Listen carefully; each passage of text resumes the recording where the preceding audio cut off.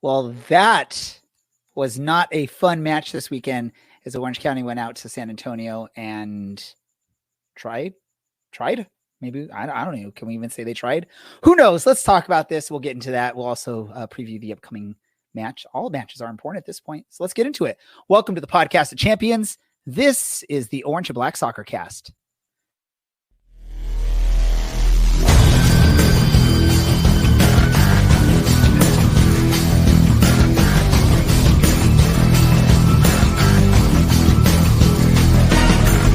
This is the Orange and Black Soccer Cast, the first and only podcast dedicated to Orange County Soccer Club, its fans, and supporters. Follow us on Twitter at OCSC_SoccerCast or on Facebook at Orange and Black Soccer Cast.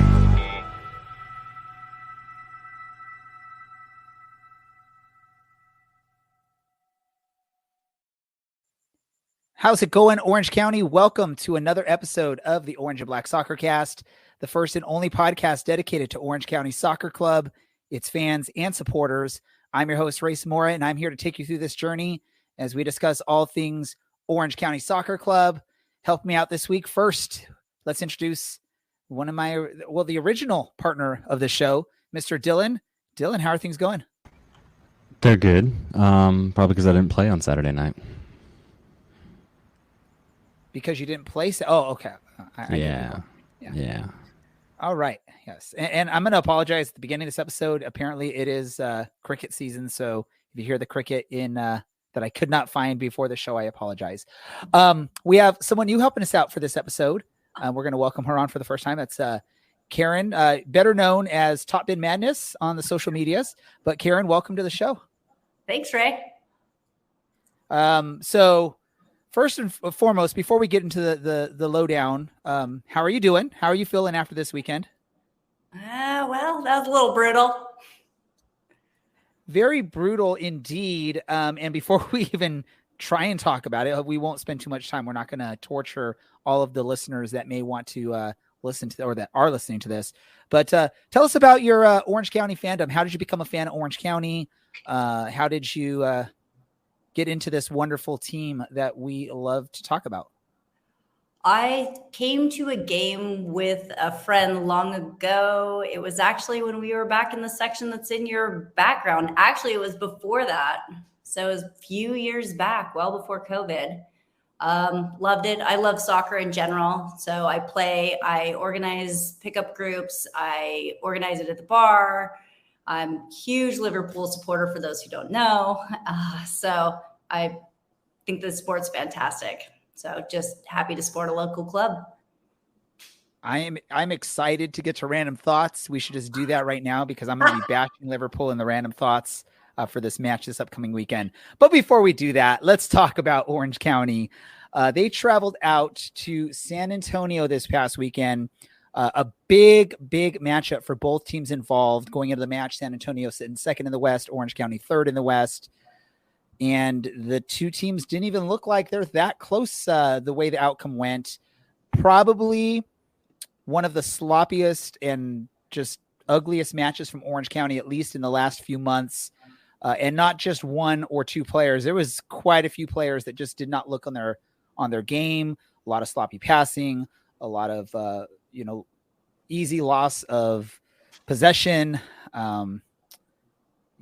Let's just get into this. I'll go to you first, Dylan. Man, how are we feeling with this result? And I know our pal Harry from San Antonio was sort of bashing Orange County a little bit earlier in their run, saying it was like fool's gold. I mean, this sort of validates what he may have been saying, or is this just a poor match from Orange County and we're going to rebound? I think this is a poor match, first and foremost. They were a smattering of very poor performances all over the pitch, especially from up top and at the very back. There were 5 shots on target. 4 of them made it into the back of the net. The one save that was made was not a good one. But these things happen, and and I think rightfully so. There's been a lot of talk about making it to the playoffs and hosting a playoff game after the run we've gone on since Carlson took over. I do think it's important for this team to take this one game at a time. This was a horrific performance. We didn't play well. Let's move on from that. Let's try and move forward. I would love to see Colin Shuttler come back. Some competition will do him well, but I remain unconvinced by Eric Lopez at the time, and I think just a bit of him not really playing in the last 12 months shows, and a little bit of he just almost looked like he was in training, especially on that first goal. Or just I'll make an effort to get there, but he just seemed like he came set for every one of the goals we conceded. It seems like he came set just a little bit too early. Is lacking kind of that timing that he should have. And there's not a lot of positives to take from this game, unfortunately. So I think it's probably just best, obviously we'll talk about it right now, but from the playing side of things, move on from it and just focus on the weekend. I'll ask you, Kieran, and you'll get a chance to just give your overall impressions of this match, obviously. But there was a point where it was 1-0 San Antonio, and there was a pretty obvious handling of the ball by the San Antonio player in the box, which would have more than likely resulted in an equalizing penalty kick for Orange County, but there was no call there. I know I've sort of, said this in some of the recent losses for Orange County that, one play like that changes the whole entire possible outcome of a match. Maybe in this match, not so, but how disappointed are you that handball isn't called in the box that would potentially lead to an equalizer for Orange County? And do you think that would have changed the entire sort of way this game went along after that potential goal for Orange County? Yes, I think the handball issue, this isn't the first one this season that should have been given to us and wasn't. So I think it's disappointing when it continually happens. I think it does affect the morale of the players.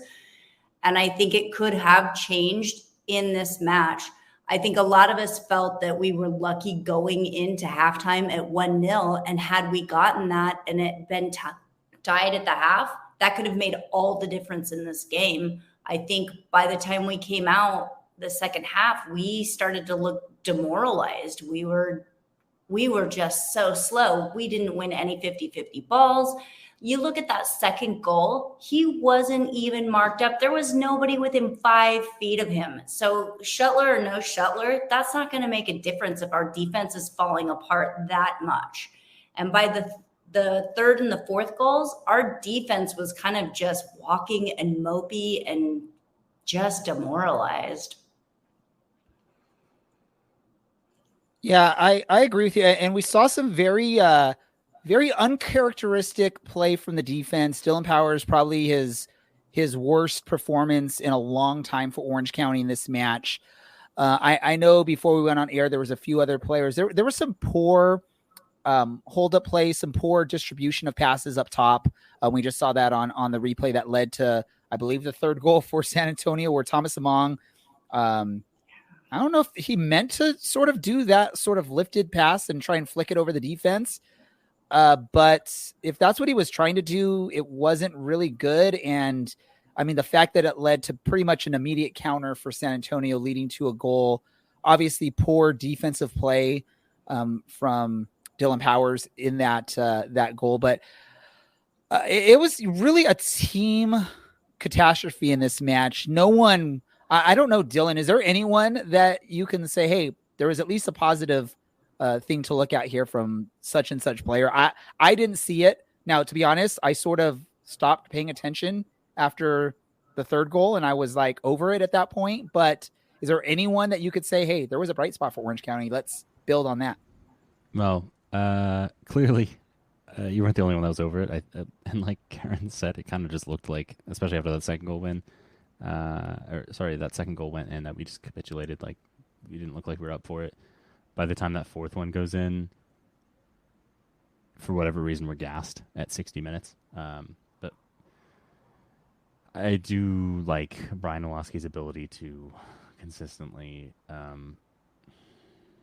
avoid getting his ankles broken. And then I was a big fan of him hacking his man down instead of just letting us get played through. That's a bit cynical of me, but there was not a lot to look forward to here. We were poor all over, and it's a little disappointing. Let me ask you, Karen, because you haven't been part of the conversation. You haven't been on our show this year. But I know heading into the season, there were a lot of us on this show that weren't sold yet on Colin Shuttler. We were sort of like, we need someone else between the posts. Colin Shuttler hadn't really had time to establish himself and prove himself. He had a nice run last season, but obviously it's a small portion. He's at that point coming into this season, unproven. Now, obviously he's had a great season for Orange County, but going back to the beginning of the season, could you have pictured yourself saying, man, we really need Colin Shuttler back in this to really have a chance? Or did you have faith in Colin Shuttler early in the season when things weren't looking so good? No, I didn't. And I think this is a case of perspective, right? At the beginning of the season, we were like, all right, this is what we're going to go with. And now we're like, we can't wait for Shuttler to get back. So it's perspective and who you have between the sticks. That's what happens. And like Dylan said, although Lopez has experience, he's not really played much in the last, 12 months, at least competitively. He's done a lot of training, I believe, with Austin too. But it's difficult to come in on a stretch run for a team fighting for playoff position and that has ambitions of a championship. You're now thrown in as, at least for now, the number one keeper while Shuttler's, I believe, recovering from injury. I know there's been no official announcement for the club that Shuttler, what the injury is to Shuttler or whatever, but I think we're all hoping Shuttler comes back. But how do you feel for someone like Lopez in goal, or would you rather just roll with Santana, the youngster that had a couple good appearances?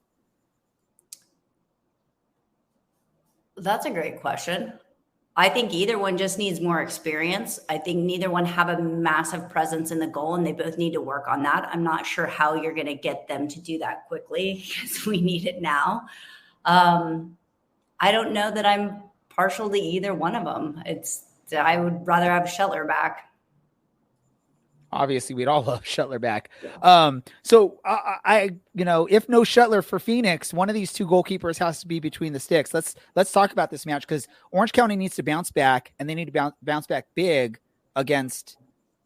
I don't know. Do we still call them rivals? I know a few years back it was very heated between Phoenix and Orange County, but I feel like over the last couple seasons, it hasn't been as heated. But maybe that's just I'm missing something. Dylan, who would you, if Shuttler's a no-go, who do you want to see between the sticks against Phoenix? This is a difficult situation. I mean, I know I criticized Lopez for his inability to keep the ball at the back of the net, and I will give him credit that a few of those our defense could have done a lot better. I mean, Dylan Powers getting turned twice doesn't put him in a great situation, but him coming set half a second early, I feel like he could also do a little bit better there. The flip side is if we put the kid in, we put Santana in. Yes, he had an amazing night, and what better way to have your professional debut than the match against Sacramento? But if the rest of the team is going to perform as poorly as they did on Saturday, you're letting a kid sit in goal and just get shelled all night. And I don't see how it develops a player to destroy somebody like that. I mean, his confidence would rightfully be shot after, if we give up 3-4 goals and just play horribly, you're going to destroy this kid's confidence, and he's obviously not going to look great, and it's not going to look great for our development. I think it comes down to who trains harder this week, and we're not privy to that. Obviously, there's some level of money attached to Lopez that might... I mean, I think if you asked Carlson, does that play an impact? He might say no. I don't think that's necessarily the truth. But I think it should come down to who trains more or who trains better this week. And you know what? If it's Shuttler in, great. And yes, maybe Phoenix aren't our rivals anymore because we've both been pretty poor in recent memory. And they were just a little bit off the pace a couple years ago.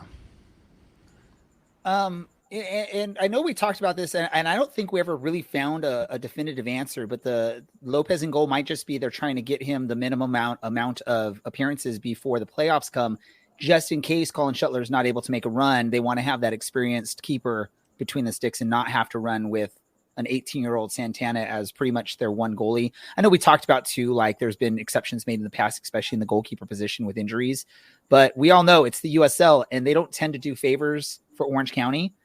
So I don't think Morten Carlson, I don't think Oliver Weiss, they're not going to want to rely on a potential helping hand from the front offices at USL headquarters there to say, hey, you can bring in, or you can use Lopez, even though he hasn't made the minimum amount of starts. Karen, do you still consider Phoenix a rival for Orange County at this point? They are. I guess our rivals are just folding left and right. So it's getting to be a little bit sad, right? We had San Diego, who's not going to be anymore. Phoenix, it's just not the same. So, yeah, I guess they are still technically. Who knows? Maybe we'll go back to not good old days, but the olden days when our conference was Antigua and Puerto Rico, and that was our competition in the old days of the USL. Let's figure this out. So Phoenix coming out, where's this match at? I didn't even do my homework. I apologize. Is it? Should have done your homework. I should. It will in fact be in Phoenix, everybody's favorite city. So if you want to go ahead and just kick off the food city, if you will, for those of you who've been around for a while. But if you want to go ahead and just kick off the nightmare that's going to be social media this week, Ray, by all means. What? And the home of butterflies and Butterfly Gardens is where Orange County is going to be heading out to. I know the people in Phoenix love to claim the butterfly, they're the home of butterflies. So let's talk about this match. How big of a must win is this for Orange County going against Phoenix in, we have 4 or 5 matches left in the season. We're battling for position in the playoffs. Let me go to you first, Karen. I'm gonna let you answer this question first. How big of a match, how important is this match? How important is it for Orange County to get all 3 points in this match? I think it's huge. The positioning's so tight for playoffs, and especially to get a home playoff game. I think we need all points from this one, especially where we have San Antonio coming up again. And if we play anything like what we played last weekend, it's not going to look good. I also wonder personally if we kind of peaked. Did that run take it out of us? Did we peak too early right before we even clinched the playoff spot? And I think that's a big concern for me too. Can we turn this around? I think another factor that I was looking at is Phoenix is on, I think, like a 6 game winning streak, 7 game winning streak, or not losing, whatever. And are we going to be able to break that down if they're on a roll? That's a very important thought in there. I was looking at the numbers to see how Phoenix is doing recently. They are doing pretty good. And how frustrating it would be, because technically at this point, Orange County, I don't believe they've clinched a playoff spot yet. They peaked on that run. Maybe they're now sort of coming down from that. Hopefully this is just a bump in the road and Orange County is going to continue doing stuff. And who better to get things going again than facing the butterfly team from Phoenix and in Phoenix and getting a full 3 points on that. Dylan's like has a smirk. He's shaking his head. He's like, nope, I don't want to deal with this. Stop talking about butterflies, Ray.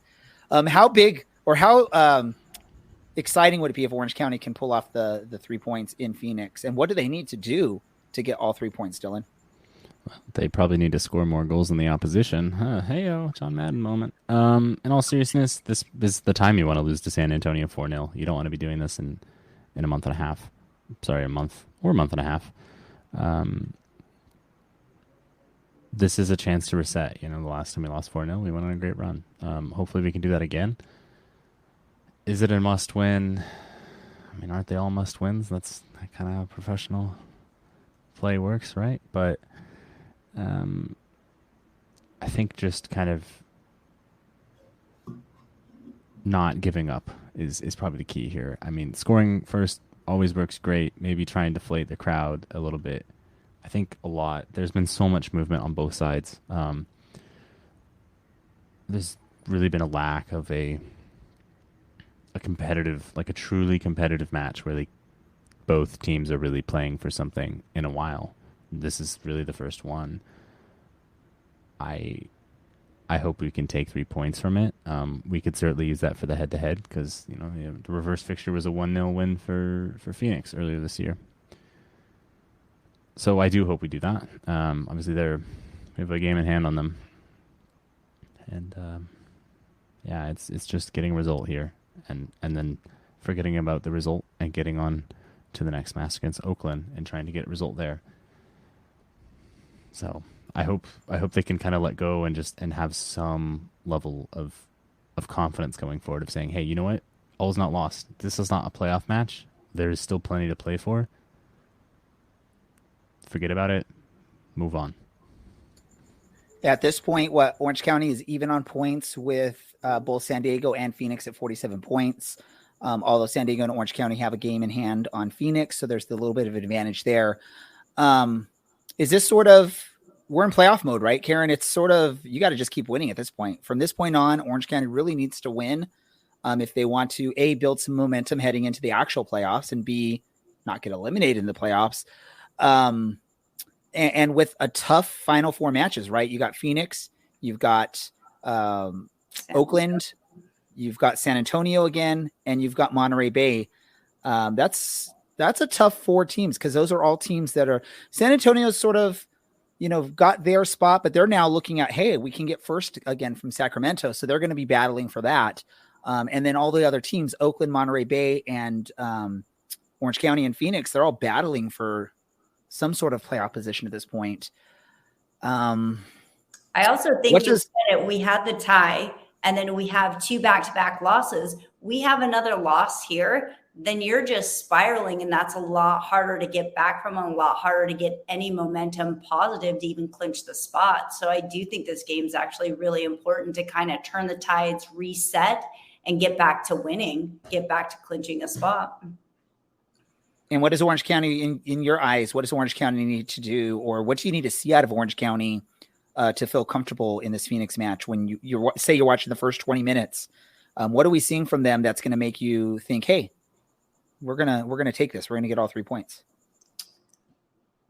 I think we lacked spark from the beginning. I didn't see much of a spark or an or a want to be there. And I don't know, somebody mentioned this earlier, and I thought the same during the game.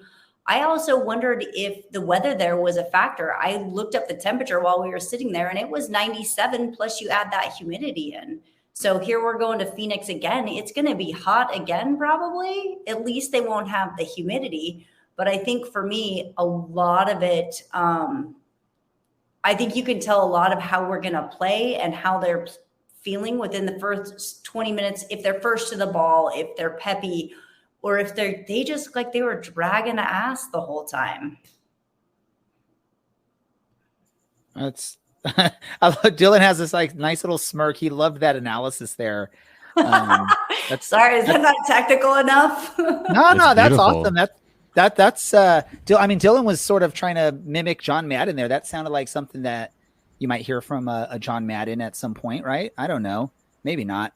I said it was, right? Like, technically to win, you just need to score more goals than your opponent. But yeah, they need to not drag ass, I think is also the case. I mean they look demoralized. That's what it looked like. Yeah. I like that thought process there.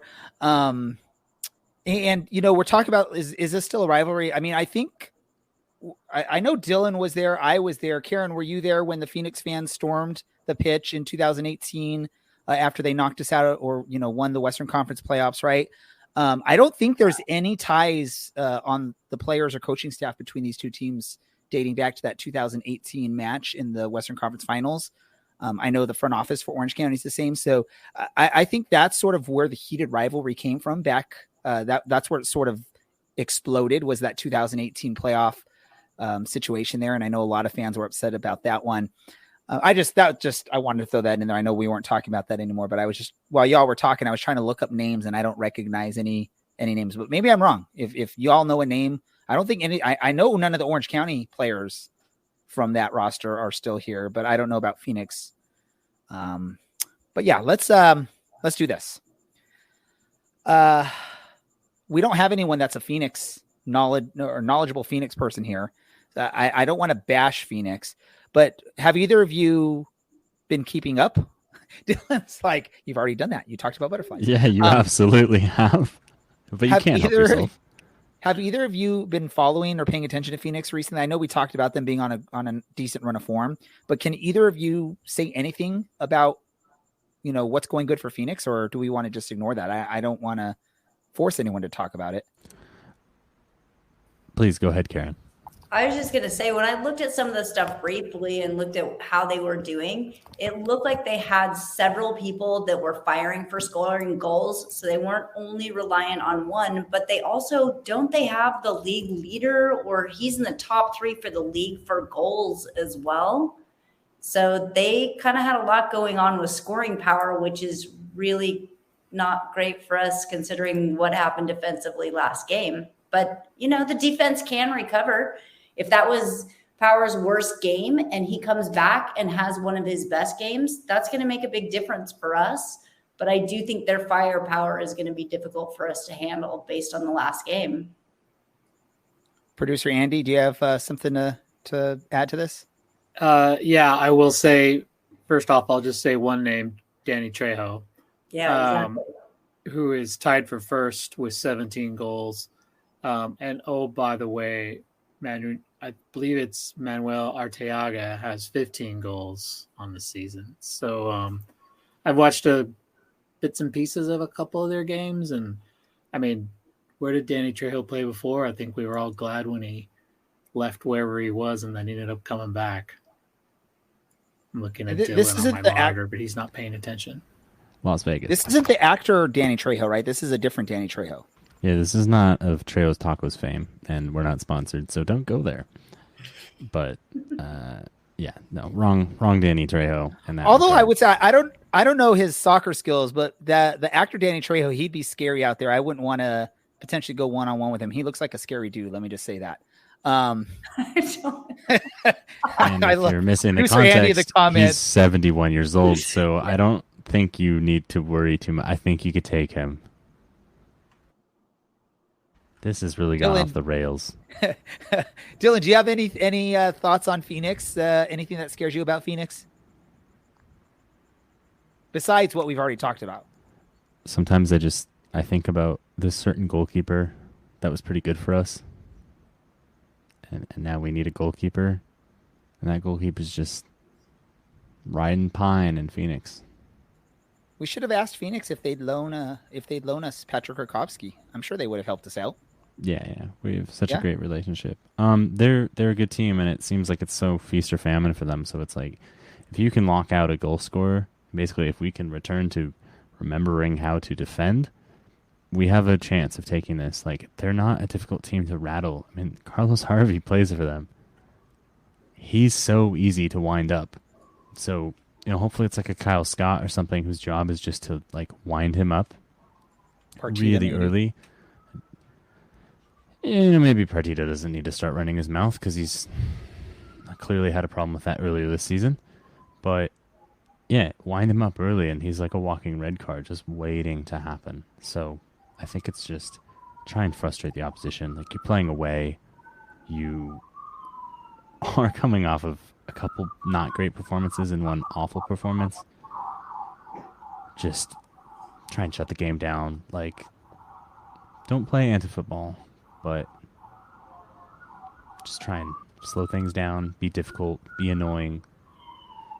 If we can come away with a draw, that might be a victory here. If we come away with 3 points, all the sweeter. Did the Phoenix fans think you're the one talking about butterflies and call 911 and have them come out your way, Dylan? I don't know. Maybe. I don't think that was me. That's that was not you. Yeah. Oh, that was Karen.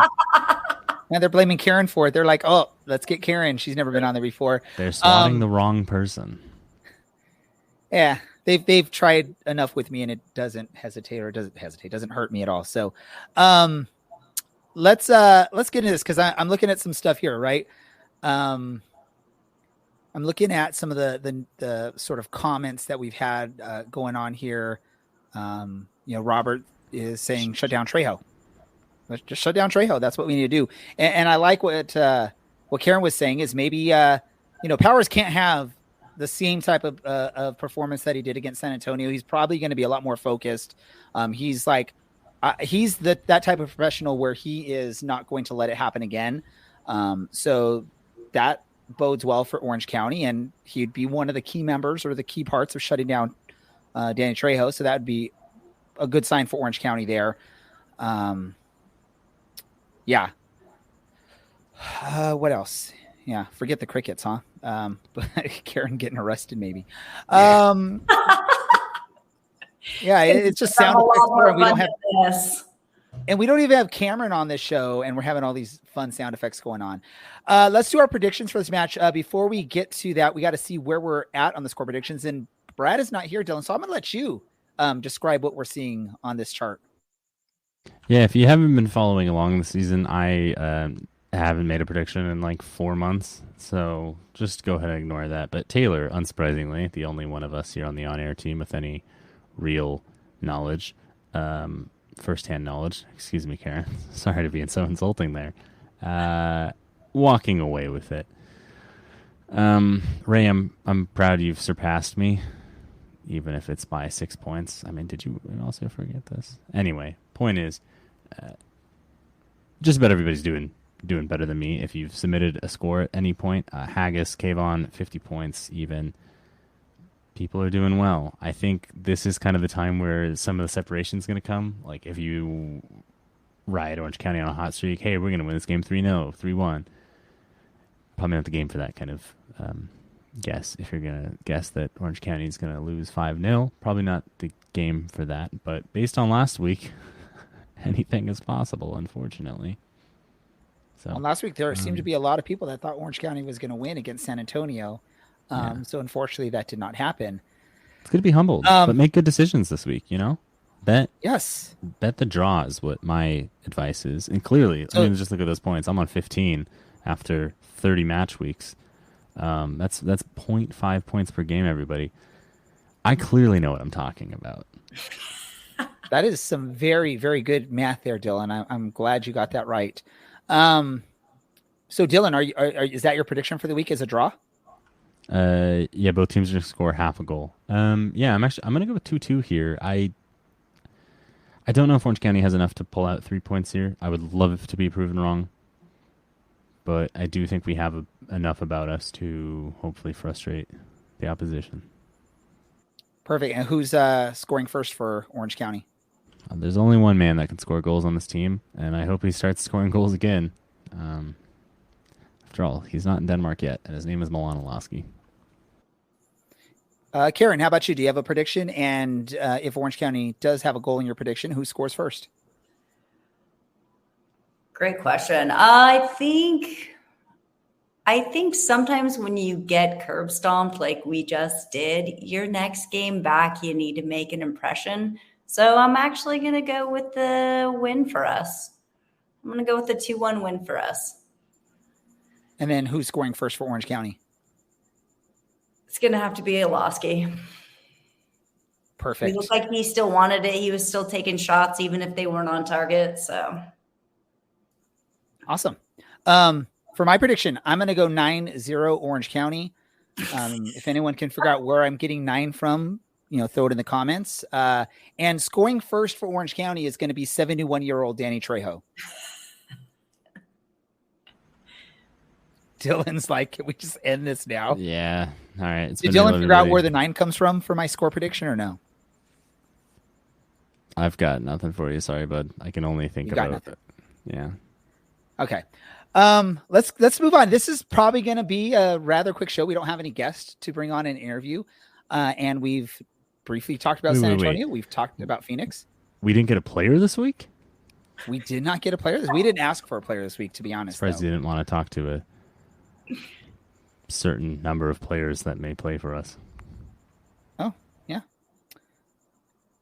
Logan is making a guess that 9 comes from the all-time wins against Phoenix. If that's a true statement there, that's not what I was going for. But man, I need to buy a lotto ticket if I'm that good there.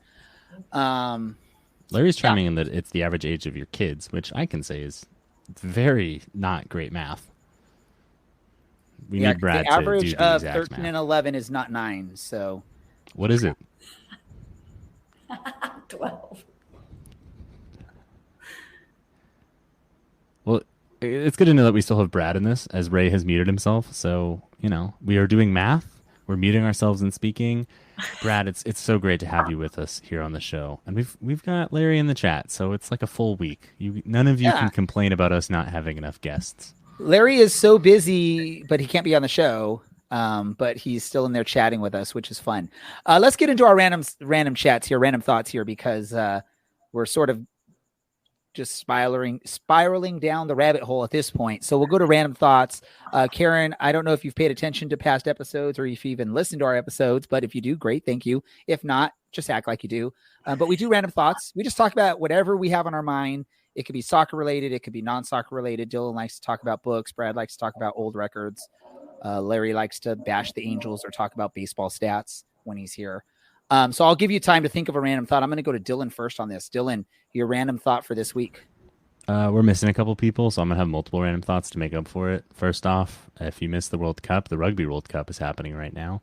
It's like soccer, but like more violent. And the goal is bigger. And who knows like the rules of the game, because I just watch all these random things happening. Yeah. Andy has one. Yeah, actually I do. Really quick. I don't usually pop in this much, but figure I can squeeze in a random thought. Probably your local NCAA program has either started their conference season or is going to start it this week, probably. So, if you live close to any kind of, whatever, anteaters, we don't care. If you live close to Cal State or UC school or one of the many local private schools, try to go check out a game. Last night I went to the Cal State Fullerton. They had a men's and women's doubleheader, and it's always kind of a good time, and it's right by where I live. Women's actually were celebrating the 30th year of their program, and they had a bunch of players return from throughout the years. So you had players that played like back in the 90s, early 2000s, all the way up to people who just played like last season. So go check it out. They have a pretty short season. It only lasts through like the end of October. So like me, don't let that pass you by. Go check out a game. Thank you. Well, I'm talking nonsense, and then Andy comes in and talks about something nice. Back to nonsense, Karen, my real random thought was, I want to know what your favorite vegetable was, and then what your random thought is. Ooh. Anyone who knows me knows I love vegetables. Oh, that's so tough to pick a favorite. I would think probably one of my favorite that I don't get as often as I like is celery root. And how do you prepare it would be Dylan's follow-up question to that. Roasted is the best. There we go. And I guess if we're just doing these type of random questions and we're treating Karen like a true guest on here, Karen, if you open up your Spotify or whatever your music service is right now, what song would be playing? It's probably country for sure. Actually, it was El King. That was the last thing that was on it. So I guess that's so. El King is that weird? Like, is she country? Is she not country? Because I know she dabbles a little bit in country, but then she has a little bit of that pop rock flair in her. She's actually really, I like her music. She's very interesting. And random side note, she's the daughter of Rob Schneider, which I know a lot of people don't know.